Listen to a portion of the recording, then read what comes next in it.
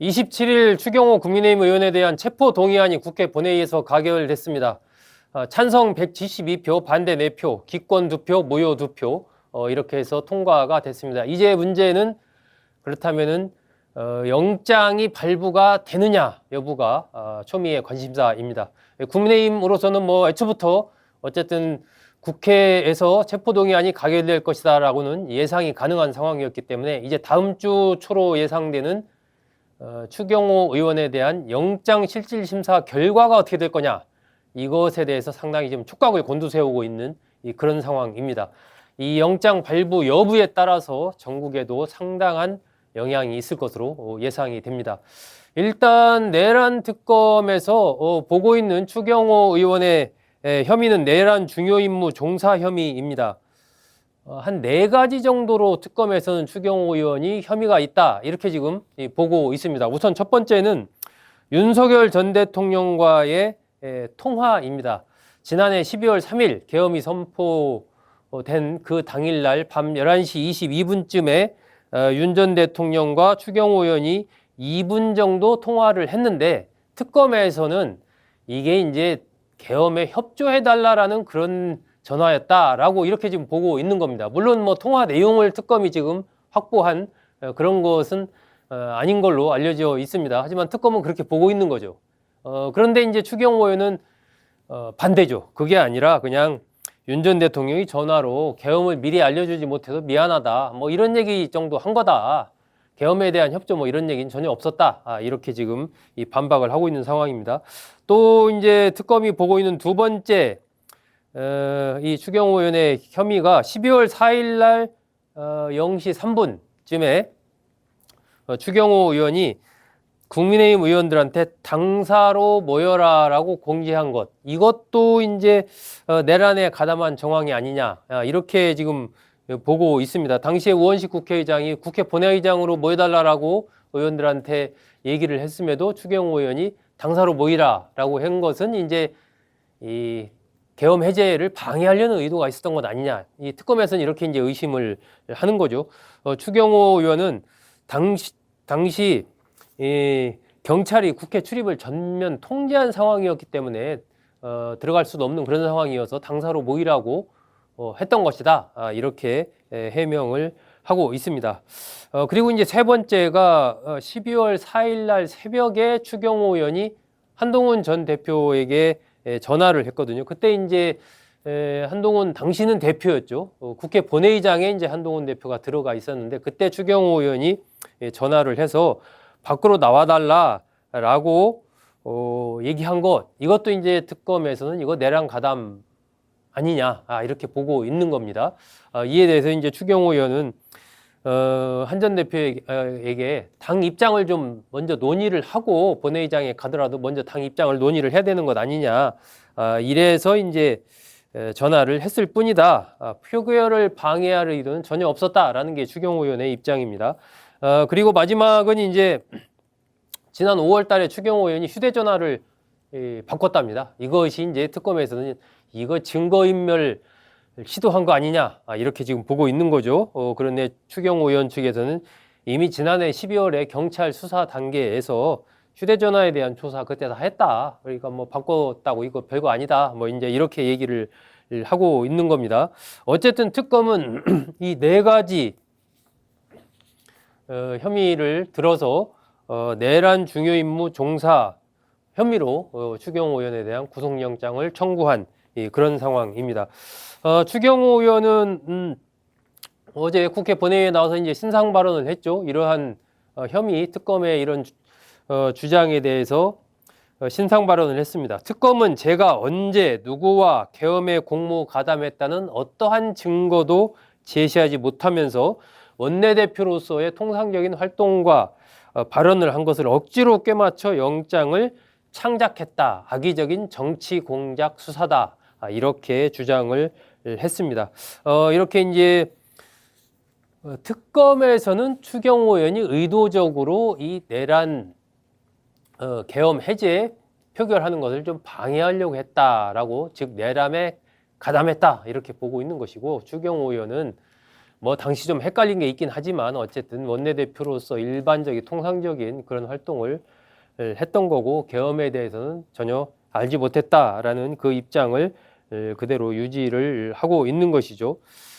그래서 이제 과연 추경호 의원의 영장이 어떻게 될 건가가 상당히 관심사입니다. 일단 여야 반응은 갈립니다. 이 송원석 국민의힘 원내대표는 야당 말살을 위한 악의적인 정치 공작이다. 추의원 영장 내용은 몇 개의 퍼즐을 갖다 이렇게 붙인 상상의 나래를 펼친 것이라 영장이 아닌 한편의 공상 소설이다. 이렇게 공세를 펼쳤습니다. 정청래 대표는 추의원의 죄가 확인되면 국민의힘은 10번이고 몇 번이고 정당 해산을 해야 된다. 이렇게 얘기를 하면서 내란 특검이 여당의 보조를 맞춰 막판에 어떤 이 혐의가 확인되면 원내대표당까지도 기소에 들어갈 수도 있는 것 아니냐 이렇게 얘기를 하고 있습니다. 여야의 입장도 뭐 상당히 갈리죠. 자, 그렇다면은 이 영장이 과연 발부가 될 것이냐? 이게 이제 다음 주 초에 날짜가 어쨌든 정해져서 이제 영장 실질 심사가 이루어질 것입니다. 그것에 따라서 영장이 발부가 되면 만약에 추경호 의원에 대한 구속영장이 발부가 돼서 구속이 되면 당장 오늘 또 정청래 의원 얘기했습니다. 국민의힘 위헌 정당이 몰아칠 것이다. 예, 민주당에서 일단 매우 강하게 국민의힘은 위헌 정당이다라고 정당 해산 심판까지도 아마 청구할 가능성이 큽니다. 그러면서 이제 국민의힘에 대한 이 공세 수위를 한껏 높이겠죠. 그러면서 추경호 의원을 넘어서서 당시의 원내대표단의 지도부라든지 이런 쪽까지도 내란 가담자로 추가적으로 이제 공세를 펼칠 가능성이 있습니다. 그야말로 국민의힘 해산해라. 이 바람이 거세게 몰아칠 수가 있는 거죠. 근데 반대로 이제 만약에 영장이 기각이 됐다. 이러면 국민의힘에서 이제 민주당에 대한 공세가 거세게 펼쳐질 겁니다. 그 내란몰이 이거 이제 아니라는 것이 법원에서 증명됐다. 민주당 책임져라. 사과해라. 하면서 이제 국민의힘에서 민주당을 향한 거센 공세를 펼칠 가능성이 큽니다. 그러면서 이제 민주당 입장에서는 그 공세를 방어하면서 동시에 공격의 화살을 사법부로 돌리겠죠. 사법부, 조희대 대법원장에 대한 공세. 역시 이 내란 재판부 설치 또 조희대 대법원장이 있는 한 이 내란 정리가 안 된다라고 하면서 이 사법개혁의 필요성을 민주당은 강하게 들고 나올 가능성이 큽니다. 그렇기 때문에 다음 주에 이 추경호 의원의 영장이 발부되느냐 안 되느냐에 따라서 여야의 입장이 상당히 갈리게 되고 그것에 따라서 여러 가지 좀 변화가 올 가능성이 큽니다. 국민의힘 안에서는 이제 어쨌든 민주당에 대한 공세를 강화하면서 동시에 이제 이 중도층으로의 어떤 변화, 그러니까 국민의힘이 지금까지 지지율이 20%대의 답보 상태에 머물고 있는 것은 이러한 강성지층에게 소구하는 메시지, 그걸 주로 장동혁 대표가 내왔기 때문이다라고 하면서 영장 기각을 계기로 해서 국민의힘의 전반적인 노선을 좀 중도 쪽으로 바꿔야 된다라는 목소리가 상당히 커질 것으로 그렇게 예상이 됩니다. 그렇다면은 이 국민의힘에도 상당히 좀 내부 변화를 불러올 가능성이 다음 주에 있는 거죠. 그런 영장이 발부가 되느냐의 여부에 따라서 현재 아마 이 법조계에서는 대체적으로 추경호 의원에 대한 영장 발부가 좀 쉽지는 않을 것 같다라는 시각이 좀 우세한 그런 상황입니다. 박지원 민주당 의원도 그런 전망을 내놨습니다. 영장이 기각될 것이다. 이렇게 예상을 했습니다. 그 이유는 증거인멸 우려가 없고 현역 의원이기 때문에 도주의 우려가 없다라고 법원이 판단할 가능성이 크다. 그래서 결국 추경호 의원에 대한 영장은 발부되지 않을 가능성이 크다라고 박지원 의원 예측을 했습니다. 법조계에서도 특검이 어떤 핵심적인 증거, 아까 제가 말씀드린 한 네 가지 있지 않습니까? 지금 추경호 의원과 관련된 한 네 가지. 여기에서의 어떤 핵심적인 내용. 그러니까 윤석열 전 대통령과 추경호 의원이 통화했다. 그럼 그 통화의 내용 자체를 예를 들어 특검이 확보를 했다면 거기서 어떻게 얘기를 했는지, 정말 특검의 주장대로 윤 전 대통령이 특검에 좀 협조해달라고 추경호 의원에게 얘기를 했는지, 아니면 추경호 의원의 얘기대로 이거 미리 알려주지 못해서 미안하다, 뭐 이런 얘기를 했는지, 그 내용을 확보하면 이게 확인이 가능할 텐데 아직까지 알려진 바로는 특검에서 이 내용을 확보하지 못한 것으로 그렇게 알려져 있거든요. 그러니까 여러 가지로 이렇게 저렇게 봤을 때 이렇다라고 나름의 어떤 판단이라고 할까요? 정황적인 그러한 내용들은 있지만 결정적으로 추경호 의원이 이 계엄 해제 의결을 방해하려고 했다든지 내란에 가담했다라든지 결정적인 어떤 증거로서 딱 볼 수 있는 것은 현재 공개된 바로는 없는 겁니다. 그러니까 그날 이제 영장실질심사를 할 때 특검이 뭔가 필살기를 하나 가지고 있다가 그날 딱 들이미는 증거로서 그렇게 될 가능성도 뭐 완전히 배제할 수는 없는 거죠. 이제 그러한 어떤 변수가 있으면 상당히 이제 추경호 의원에 대해서 불리하게 될 가능성, 영장이 발부될 가능성이 있지만 그렇지 않고 현재 상태에서 판단했을 때는 이게 좀 발부가 좀 쉽지 않다라는 거죠. 핵심적인 증거를 제시하지 못하는 그런 거, 그랬을 때는 이 구속은 물론 범죄 소명하는 것조차 쉽지 않을 수 있다. 이런 지금 얘기까지 나오고 있습니다. 그래서 그날 영장실질심사를 할 때 특검이 과연 결정적인 어떤 증거나 아니면 그동안에 이제 뭐 여러 명 조사를 했지 않습니까? 그 추경호 의원과 같이 그때 국회 본회의장에 머물고 있었던 의원들도 조사를 했고 뭐 여러 관련자들을 조사를 했기 때문에 그 중에 어떤 좀 추경호 의원이 결정적으로 이렇게 계엄 해제를 반대하려고 했었다라는 어떤 그런 진술 같은 거, 그러니까 결정적인 진술, 결정적인 증거 이런 것들을 영장실질심사에서 특검이 내놓을 수 있느냐, 이것이 이제 추경호 의원에 대한 영장 발부 여부를 가르는 굉장히 중요한 요소가 될 것으로 그렇게 좀 판단이 됩니다. 현재 상태로 봤을 때는 좀 쉽지 않은 측면이 있다라는 것이 이제 쭉 그 언론 보도 등을 종합해 봤을 때 그러한 부분이 일반적입니다. 민주당에서는 만약에 이제 영장이 기각되는 상황이 되면 조희대 재판부도 내란의 동조 세력이다라고 하면서 내란 프레임을 상당히 강하게 가져갈 가능성이 크고요. 내란 전담 재판부나 대법관 증언법 이런 이제 이른바 사법개혁 아젠다, 사법개혁의 흐름, 이것을 굉장히 강하게 추진할 가능성이 있습니다.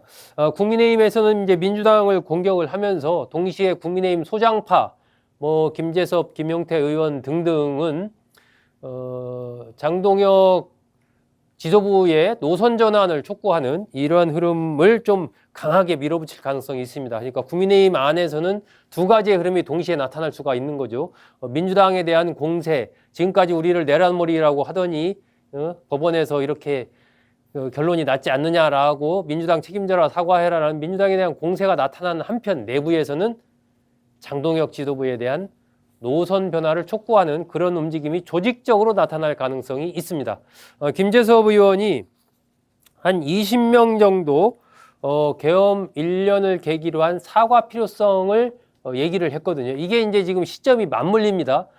12월 3일 계엄 1주년과 지금 추경호 의원의 영장 실질심사 시기가 거의 맞물립니다. 그렇기 때문에 당 차원에서의 사과하는 것과 함께 장동혁 대표의 변화를 촉구하는 그런 움직임이 동시에 본물이 터질 가능성이 있는 거죠. 지금 국민의힘 원내대표단, 송원석 원내대표를 중심으로 해서 여기에서는 의원들 대상으로 해서 계엄의 사과 필요성 이런 것에 대한 조사를 하는 걸로 그렇게 알려져 있습니다. 어쨌든 이 결론이 나오기 전까지 국민의힘으로서는 뭐 초긴장 상태를 늦출 수가 없는 거죠. 정말 이 시기가 또 계엄 1주년과 겹치다 보니까 여러 가지 어떤 전반적인 분위기 이런 것들이 좀 비판적일 수밖에 없는 그런 분위기가 조성이 될 겁니다. 이것이 또 이제 추경호 의원의 영장 발부에도 영향을 미칠 가능성이 있기 때문에 만약에 영장이 발부가 되면 국민의힘으로서는 정말 정당 해산 심판에 직면할 수 있는 이게 하나의 시나리오가 아니라 현실적으로 그런 상황에 직면할 수가 있기 때문에 굉장히 긴장 상태에 있을 수밖에 없는 것이 현재 상황입니다. 아마 오늘부터 해서 12월 3일, 4일 요 시기까지 국민의힘으로서는 이 추경호 의원과 관련된 상황 또 계엄 1주년과 관련된 여러 가지 안팎의 흐름 이런 것에 굉장히 신경을 많이 쓸 것으로 보이고요. 12월 3일을 전후해서 장동혁 대표가 일정하게 사과 메시지를 낼 것이다 라고 많은 분들이 지금 예측을 하고 있습니다. 문제는 그 사과 메시지의 수위 그리고 그 사과 메시지를 냈을 때 국민이 그걸 어떻게 평가를 할 것이냐, 진정으로 사과를 한다고 평가를 할 것이냐, 아니면은 어쩔 수 없이 그냥 지나가는 식으로 사과한다고 느낄 것이냐, 이러한 부분에 대해서 어떤 결과가 나올지 이것도 국민의힘으로서는 상당히 좀 중요한 그러한 상황이 아닌가 싶습니다. 정청래 대표로서는 사실로 확인된다면 추 의원은 내란의 중요 임무에 종사한 내란 공범이고 국민의힘은 내란 정당으로 위헌 정당 해산 심판의 대상을 피할 길이 없다라고 여러 차례 얘기를 했었죠. 그리고 이제 조희대 대법원장에 대한 압박도 계속해서 지금 하고 있는 그러한 상황입니다. 사법개혁 쪽으로 이제 화살을 확실히 민주당 쪽에는 가져갈 가능성이 큰 것이죠.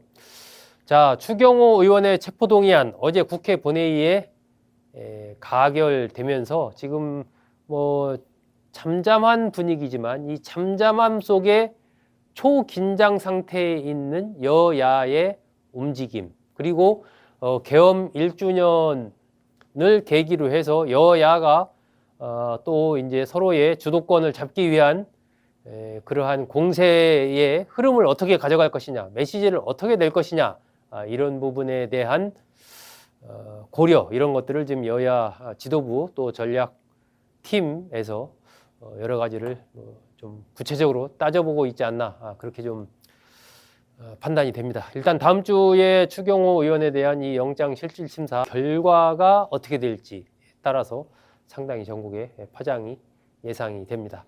자, 소중섭의 시사쇼 오늘 첫 번째 순서 추경호 의원의 체포동의안 국민의힘 초긴장 상태 이 체포동의안은 이미 이제 통과가 됐고 영장 실질 심사, 영장 발부 여부가 불러올 후폭풍 어떻게 될 것이냐에 대해서 말씀드렸습니다.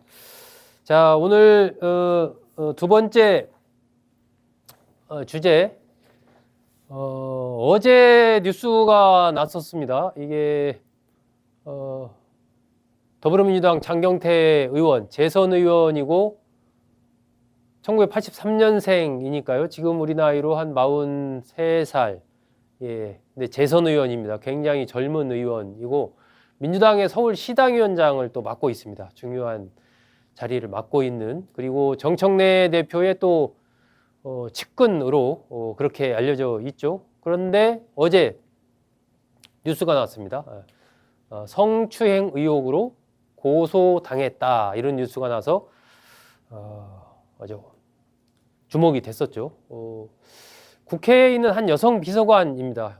여성 비서관이 작년 10월 달 일인데요. 작년 10월 밤에 보좌진들 어떤 저녁에 술자리가 있었나 봅니다. 거기에서 장경태 의원으로부터 성추행을 당했다라고 해서 25일 날 영등포 경찰서에 장 의원을 고소한 겁니다. 이것을 이제 영등포 경찰서가 서울 경찰청으로 사건을 넘겼죠. 그 단계에서 이제 보도가 됐습니다. 일단 뭐 TV조선이나 MBN이 최초 보도를 했고 TV조선이 후속 보도를 했습니다. TV조선 보도에 따르면 이게 작년에 TV조선에서 아마 취재를 당시에 했었는데 이번에 고소한 고소인이 보도를 하지 말아달라라고 하면서 이게 보도를 안 하고 있다가 이번에 고소한 사실이 알려지면서 이제 추가 보도를 한 것이죠. 이 두 개의 보도를 종합해 보면 민주당 장경태 의원이 고개를 잘 가누지 못하는 여성 비서관 옆에 앉아 있는 그런 영상이 공개가 됐습니다. 그러면서 이 고소한 이 여성은 상황을 제대로 인식하거나 대응할 수 없는 한거불능 상태였다라면서 주변의 만류와 제지에도 불구하고 성추행을 했다라고 고소장에서 주장했다라고 TV조선이 보도를 했습니다. 1년이 지나서 이제 고소를 한 거잖아요. 그 이유에 대해서는 조직적이고 체계적인 보복의 위험에 노출되어 있는 상황이었기 때문이다라고 이렇게 설명을 했습니다. 이 변호인은 피해자가 극심한 정신적 고통을 겪어오다가 용기를 내게 됐다라면서 철저한 보호 조치를 해줄 것을 경찰에 요청했다. 이렇게 알려졌습니다. 장경태 의원은 자신의 SNS에 글을 올렸습니다. 이거 전혀 사실 아닙니다. 허위 무고입니다. 허위 무고. 강력 대응하겠습니다. 법적인 조치 포함해서 모든 조치 다 하겠습니다. 이렇게 완전 부인을 했습니다. 민주당 정청래 대표 보도가 나오자 발빠르게 대응을 했습니다. 당 윤리감찰단에 이 사안에 대해서 조사를 해라. 조사해서 보고해라. 이렇게 지시를 했습니다. 조승래 사무총장이 이제 기자들과 만나서 얘기를 하면서 그런 사실을 밝혔고, 그래서 장경태 의원이 또 갖고 있는 자료나 여러 가지 녹음이나 이런 게 있을 수도 있다 하면서 조사를 하겠다라고 얘기를 했습니다. 사안에 대한 전반적인 조사도 하고 장경태 의원에 대한 조사도 할 것으로 그렇게 좀 예상이 됩니다. 장경태 의원이 굉장히 이제 청년 정치인으로 그동안에 주목을 많이 받아온 그런 의원입니다. 민주당의 초대 대학생 위원장도 지냈고, 아마 최연소 또 최고위원 이런 타이틀도 가지고 있고요. 24살 때 또 중앙위원도 했고, 국회의원도 최연소 국회의원이라는 타이틀도 가지고 있었고, 여러 가지 어쨌든 굉장히 젊은 청년 정치인으로서 그렇게 좀 주목을 받는 그런 인물이었기 때문에 이 성추행 의혹에 휘말렸다라는 사실 자체가 좀 여러 가지 충격을 주는 것 같습니다. 장경태 의원 평소에 좀 강한 이른바 강경파 의원으로 그렇게 알려져 있습니다. 정청래 의원과 좀 결을 같이 한다라고 봐야 되겠죠. 장경태 의원, 김용민 의원, 정청래 의원 이렇게 대략 강경한 흐름들을 가져가는 국회의원으로 꼽히지 않습니까? 장경태 의원도 그 중에 한 명입니다. 그래서 어쨌든 이제 본격적으로 이제 서울경찰청의 조사가 진행될 것으로 그렇게 좀 예상이 됩니다. 일단 이 보도들을 종합을 해보면 당시에 경찰이 현장에 왔었던 것으로 그렇게 보입니다. 이 TV조선 보도를 보면은 식당 관계자와 기자의 문답이 나오는데 경찰이 직접 여기 식당 안까지 들어왔던 거예요 라는 그러한 질문을 하고 안에는 안 들어왔을걸요 하는 답변이 나오거든요. 그러면 당시에 어쨌든 경찰이 현장까지 왔었다라고 볼 수 있는 거죠. 그러면은 당시에 무슨 일이 있었길래 경찰이 여기까지 왔었던 것인가? 그리고 경찰이 그럼 신고를 할 때 뭐라고 신고를 했느냐? 그 최초 신고자가 고소인인지 아니면 같이 있었던 다른 비서관이었는지 누구였는지는 알 수 없지만 어쨌든 신고가 이루어졌으니까 경찰이 왔을 거고, 그럼 그 신고의 내용이 뭐였느냐라는 것도 이제 중요한 참고사항이 될 거고, 당시에 경찰이 왔을 때 그러면 와서 어떤 그 현장의 상황을 어떻게 파악을 했는지 이런 것도 굉장히 중요한 요소가 앞으로 좀 되지 않을까 예상이 됩니다. 또 하나는 당시에 이제 현장에 장 의원과 이 고소한 여성 비서관 둘만 있었던 게 아니고 몇 명이 이렇게 같이 있었습니다. 국회 보좌진들이. 그 보좌진들이 뭐라고 이제 그 상황을 진술을 하느냐, 이 조사에서. 그것도 굉장히 중요하겠죠. 이 장경태 의원으로서는 나는 전혀 어떤 성추행 한 그런 행동을 한 적이 없다라고 주장을 한다고 하더라도 동석한 다른 보좌진들이 그때 봤던 상황에서 내가 보기에는 이랬다라고 이제 여러 가지 상황을 진술할 수도 있는 그런 상황 아니겠습니까? 그래서 그 동석자들의 진술이 또 어떤 내용의 진술이 나올 거냐, 이것도 상당히 사건의 진상 규명과 관련해서 중요하지 않나 하는 생각이 듭니다. 그리고 이제 이 남자친구, 이 고소인의 남자친구가 현장에 와서